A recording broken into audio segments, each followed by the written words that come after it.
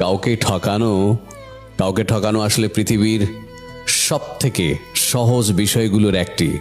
এর জন্য খুব বেশি মেধার প্রয়োজন হয় না, প্রয়োজন হয় না কোনো কঠিন পরিশ্রমের।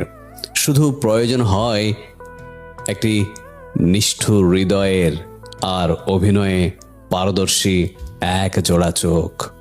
যে মানুষটি আপনাকে অন্ধের মতো বিশ্বাস করলো, নিজের সবটুকু উজাড় করে আপনার হাতে তুলে দিল তার ভরসার চাবিকাঠিটা, তাকে অতল গহরে ঠেলে দিতে কতক্ষণই বা সময় লাগে?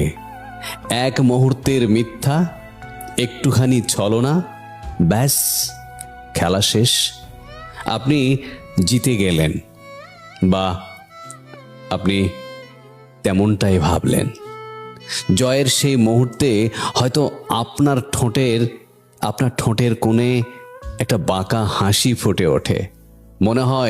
মনে হয় কি বোকা মানুষটারে, কত সহজেই না হারালাম, কত সহজেই তাকে ঘোল খাওয়ানো গেল।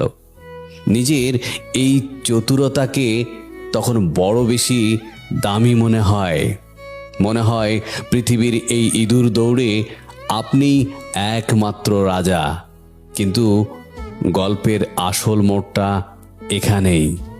এই যে ঠকিয়ে নিলেন, কেড়ে নিলেন অন্যের বিশ্বাস, ভেঙে দিলেন একটি কাঁচের মতো স্বচ্ছ মন, এর বিনিময়ে আপনি যা পেলেন তা কি আদৌ কোনো অর্জন? ঠকানোর পর আপনি যা পান তা কোনো ট্রফি নয়, তা হলো এক অদৃশ্য পাথর। এই পাথরটি এসে বসে থাকবে আপনার বুকের ঠিক মাঝখানে। শুরুতে হয়তো টের পাওয়া যায় না, কিন্তু সময় গড়ানোর সাথে সাথে এর ভারটা বাড়তে থাকে। যাকে আমরা লাভ বা জেতা বলি, ঠকানোর ক্ষেত্রে তা আসলেই এক ধীর গতির বিষ। এই বিষ হজম করার ক্ষমতা পৃথিবীর কোনো পাকস্থলীর নেই। দিনে হয়তো কোলাহলের ভিড়ে আপনি নিজেকে ব্যস্ত রাখেন, হয়তো বা রাখবেন, হাসবেন, কথা বলবেন, কিন্তু রাত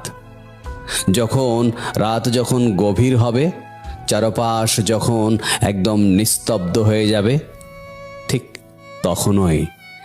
তখনই সেই ঠকানো মানুষটির দীর্ঘশ্বাসের বাতাস সব আপনার কানে এসে বাজবে।